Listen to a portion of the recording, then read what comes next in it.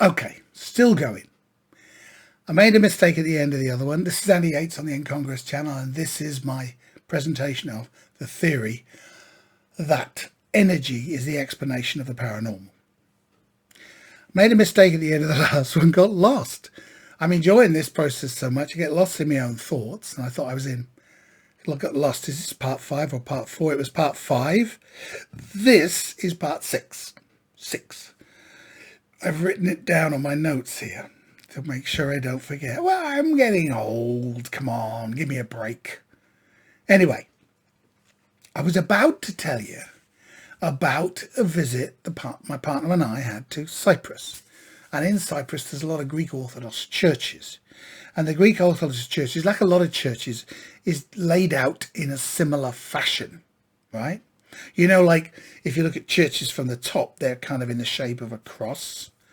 And I've always thought that was kind of weird as soon as I thought about it, that it would all be... You build these buildings based on an instrument of torture. Funny, isn't it, that? You don't think of it that way, but it's the universal symbol of Christianity, whatever. Christ died on the cross, so they say. There's the cross. Anyway, in the Greek Orthodox Church, they have this thing called icons, screen of icons. So you'll have this screen, and on it will be pictures, paintings, portraits, stuff like that on there. And it'll all be gold and glittery and wonderful like this. And then there's usually a little gate or a window in the middle of it and everything. And behind that is the altar and a kind of that bit of a church that normally in a say a UK church, you can see there's the altar. That's where the priest does his little bit up there with the candles and all that stuff. That happens behind the screen of icons, because the screen of icons is, in a sense, the gateway between the physical and the spiritual. That's interesting, isn't it?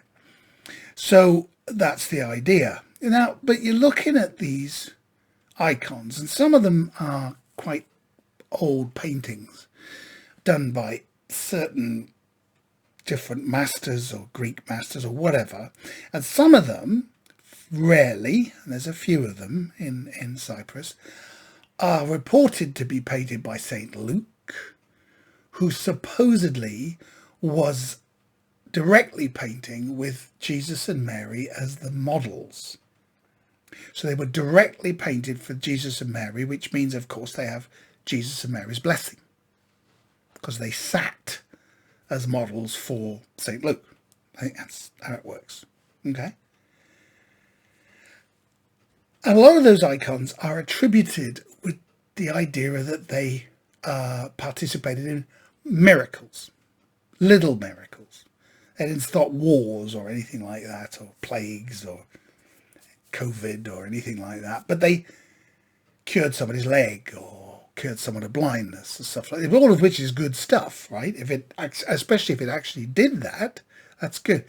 And then you got to think, well, because in the last one, part 5, incorrectly labelled as part 4 at the end, part 5, I talked about the idea of psychometry, and psychometry being where a psychic picks up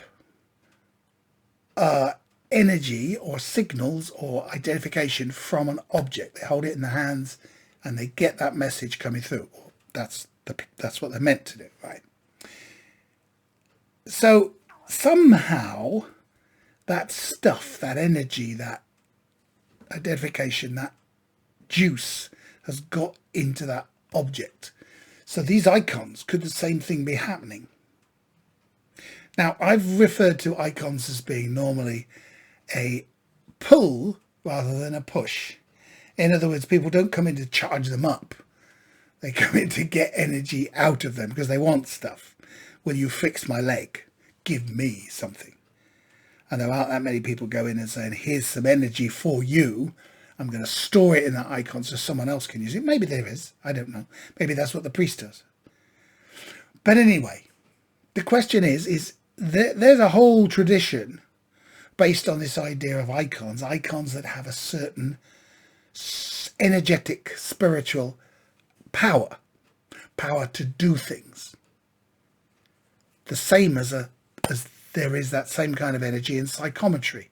Is that an indication that this energy is real? Certainly, it is a kind of a validation of the theory that there is some kind of energy, that is some kind of mind, life, spiritual energy. Kind of fits with the theory, doesn't it? Yeah. So that's that. Is it possible to store energy? I mean, you can store, lots of people love crystals. You can store energy in crystals. Quartz crystal, as we know, has certain piezoelectric properties. And it's due to the kind of arrangement of its molecules or something like this, that it can actually, when stressed, it can actually produce electricity. So in a sense, it's storing that electricity within its molecular structure.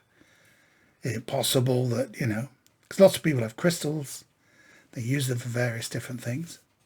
And it's not so stupid as it sounds, because of course, like I said, lots of computers have silicon chips inside. Silicon's kind of crystal. Quartz chips are used, the old piezoelectric lighters that you used to click, click, click, and flame would come up. Same sort of thing. So there is some reality to it. I've used the word clairsense earlier in part 5. And what that is like a general purpose descriptor for everything that's clair. So clairvoyance, clairaudience, clairsentience, clair this, that, and the other, right? Clairsense. And if you look at clairvoyance, where you see it, clairaudience, where you hear it, clairsentience, where you get it in your mind. Yeah, and you could include all the senses, all 5 senses plus your mind, 6 different things. And inner sight, hearing, feeling, seeing, all of that. And you can... Again, you're receiving information and then your brain is translating it into some kind of understandable translated form, depending on your beliefs, depending on your thoughts, depending on the way you're built. Okay? So it all depends on what's in there as well as what's coming in from the outside, if it is. All right? So I've seen many clairsensors at work. Many. And some of them I'm just like, yeah, that seems a bit hokey to me. I'm not sure I get that. Anybody relate to the colour red? But I've seen 1 or 2 that are just like, oh my God. And that suddenly jump out because their accuracy and connection is quite phenomenal and comes out of the blue, and sometimes they come up with information that truly that no one else knows, and you're like, wow, where the heck did you get that from? Especially if it's not normal information, and I can only say I've seen a clairvoyant make contact supposedly with a person. I correctly identified 3 people by their hair colour. There's a lot of, there's 9 different permutations there. Why 3 anyway? Because he came up with that.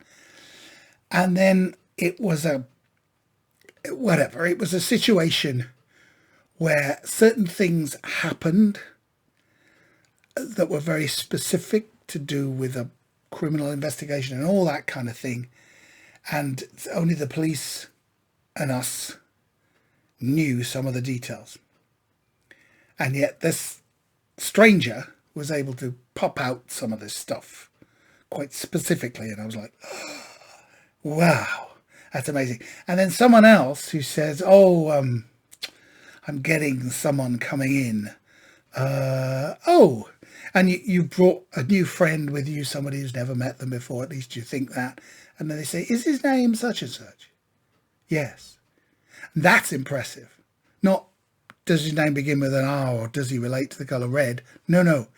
Is his name so-and-so? Yes, it is. That's quite impressive. But who knows? Is it possible? Yes, it is. And again, if you had the idea that there are these cohesive packets of mind-life energy available in the universe, contacting one of them, that might be the kind of information you get. And there it is. And the message always ends with, oh, they're very happy and they love you. Nice for the psychics to say that. All right, let's talk about auras, Reiki, and the soul. So I've said paranormal phenomena can be explained by energy, life energy. We've talked about a theory of universal life energy explaining paranormal phenomena. The energy may be totally made up of mind-life energy, or it may be a composite of some others. And these may yet to be discovered. Who knows? The human body, we know, has biomagnetism. It's their electrical movement throughout the body. Therefore, we radiate biomagnetic energy. And that's coming out from us. It's an energy field around us. And supposedly, for thousands of years, there's also the idea that we're radiating an energy field which is something else, which would be, you might call it chi, vital energy, prana, your aura, whatever. Well, we know you radiate electromagnetic. Why not something else? Or maybe that is it. Who knows? The concept of the aura is an extension around the body of your human energy field.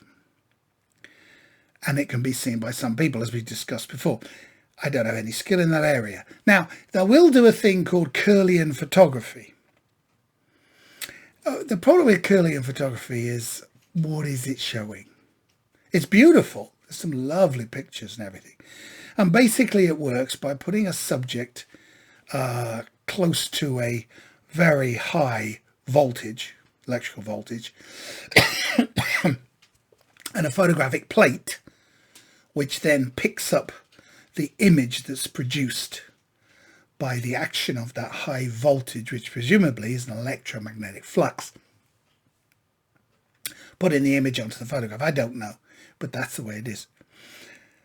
But the problem is, you go to places like, I don't know, Sedona is a place, and they'll do Kirlian photography. We can give you a picture of your aura, how you're feeling at the moment. Okay. But in actual fact, they always say, right, put your hand here. Why? You don't. You do as you're told. Pay your $20 or whatever it is. Put your hand there. And what they're actually doing, it's not a cheat, but what they're actually doing is they're measuring the electroconductivity of your hand, which relates to the amount of moisture you're putting out, which relates to your emotional state. It's called biofeedback. They use it a lot. And then what they have is an algorithm within the machine that takes a photograph of you and then uses that algorithm to impress that biofeedback information onto the image. And that's what you're seeing. You're not seeing your aura. You're just not. There it is. You're just not. I mean, maybe that's what your aura looks like. I don't know. But I had a mind adventure game, which was, I don't know why it wasn't more popular. Oh, it was brilliant. Where you go through the game and you put on 3 biofeedback sensors, and instead of fighting the dragon with a sword on the screen or whatever, what you would do is change your energy level. So you'd go into a meditative state, let your breathing take your energy down. When your breathing got down, your energy level got down to a certain level, the door would open, you go through the door, then you meet the next one, then you got to get your energy up. So you get your energy up, you laugh, you shout, whatever like this, your energy comes up, then you get through, the gate opens and the drawbridge goes down. That sort of thing. brilliant, because all the time you're training yourself to change your state of energy, your emotional state. It's brilliant, brilliant. Especially where you get your energy down and go into meditation or meditative breathing, yogic breathing. It's brilliant, I thought. But it didn't catch on. It was very expensive too. But it was wonderful. I thought it was brilliant. I've still got it. The trouble is it only runs on Windows, whatever it is,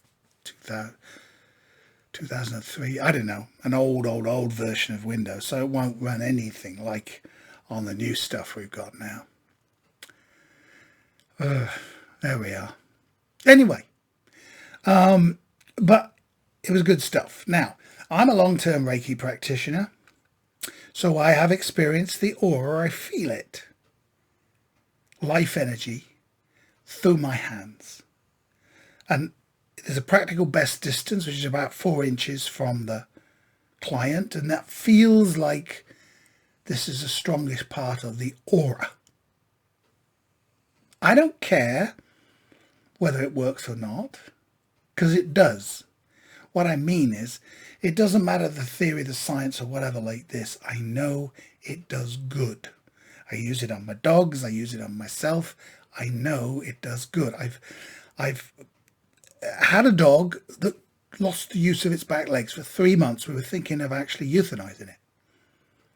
And I thought, when I first learned about this hands-on type therapy, and I put my hands on the dog for 5 minutes before we went to bed, and when I got up in the morning, the dog walked again after 3 months of dragging its poor little self around. It could walk again, stiff, but it could walk again. As soon as it got better, and it lived for another 6 years. That was Reiki. Don't know. It worked for me. Participate in Reiki shares where you all gang up as Reiki people on one person and put lots of energy into them and really lift their energy system. It's brilliant. Works really nicely. Very, very well indeed. And you can do it remotely from a distance and stuff. You can see someone in the street that's having a problem. You can send them good energy. How could that be wrong? There we are. All right. So if we have an aura like electromagnetic radiation, it must be infinite and will continue to radiate if not disturbed. So the idea of distinct layers of the aura is another popular and perhaps useful concept. And we'll just quickly go through that. If you start from the inside, you've got the etheric, the physical level of the aura, then the emotional, the mental, the astral, the etheric double, the celestial, and the ketheric. I think 5, 6, and 7 are kind of made up, really, just to relate them, because there's 7 chakras. So it's to relate the aura areas to 7 chakras. I think that's kind of made up. But it does make sense in a way, because if you get a message from Spirit that says you need to do something that be good for your health, right?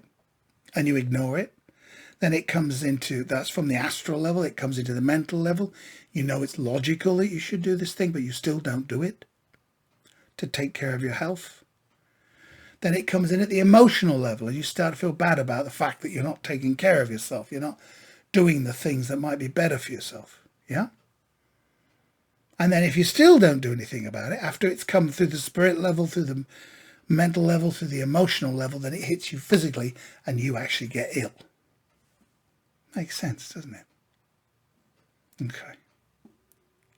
So we'll go on from here. This is part 6 of Dr. Andy Yates in Congress channel, my theory of energy. Take care till part 7. I got it right this time. Part 7 coming up.